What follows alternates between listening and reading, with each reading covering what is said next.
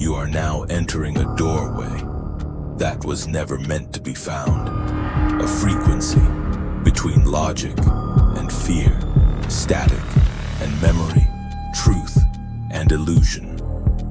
There is no time here, no map, only stories, each one a transmission from the edge of understanding and the boundary beyond. This is not a channel. This is not a dream.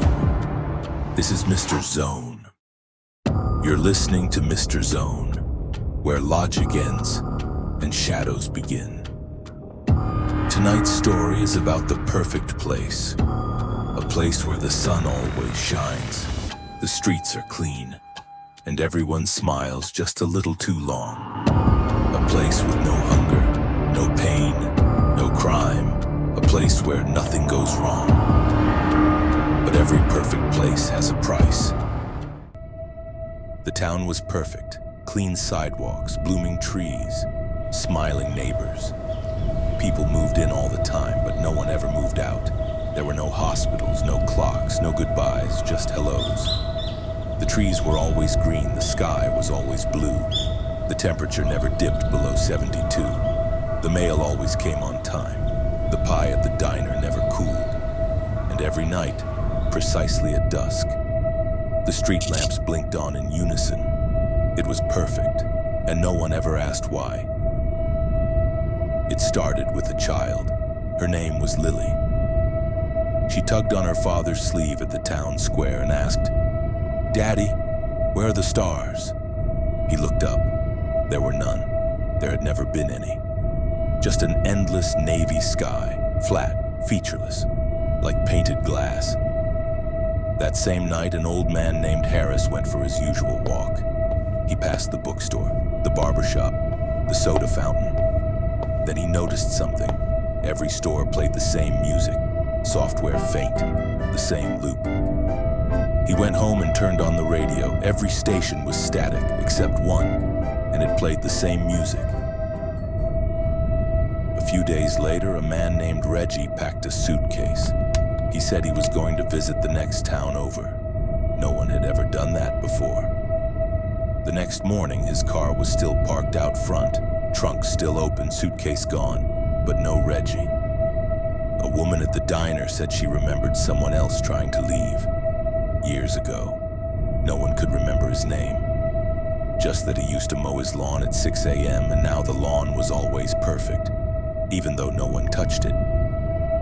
Lily's mother started writing things down. Dates, changes, questions.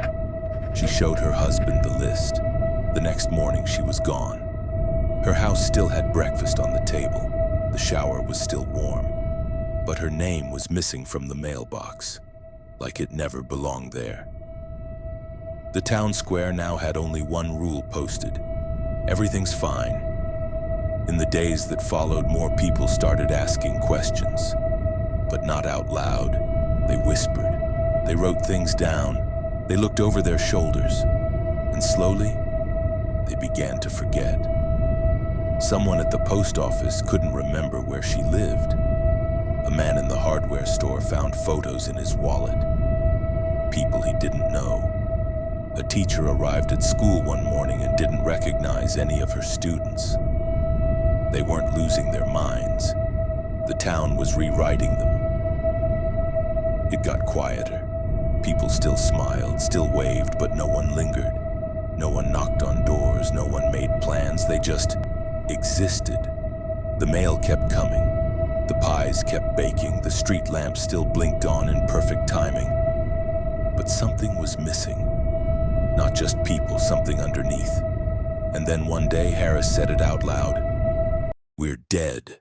He didn't shout it, he didn't panic, he just looked around and said, "This isn't heaven, it's just the waiting room." That night, his porch light didn't turn on.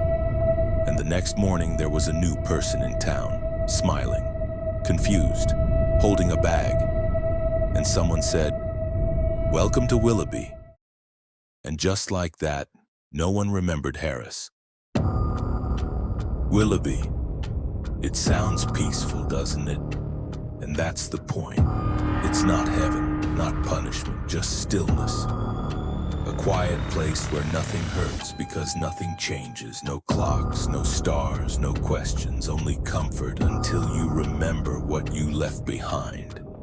This has been Mr. Zone. And if you ever wake up in a place that feels too perfect, listen closely. Because you might not be dreaming. You might already be gone.